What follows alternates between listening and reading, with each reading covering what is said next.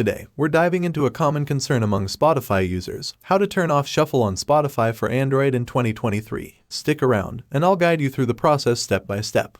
First and foremost, it's crucial to note that this feature is exclusively available for Spotify Premium users. If you're on the free version, unfortunately, you won't have access to this option. Step 1. Grab your Android device, open the Spotify app, and make sure you're signed in. Step 2. Navigate to your library, which you can find at the bottom right corner of the screen. Alternatively, you can use the search function if your desired song or playlist is not readily available. Step 3. Once you've located your preferred song or playlist, tap it to start playing.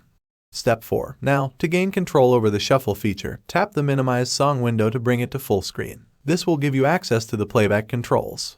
Step 5. Here's the critical moment. Locate the shuffle button, usually situated in the bottom left corner. Tap it repeatedly until it turns gray. This indicates that the shuffle feature is now deactivated.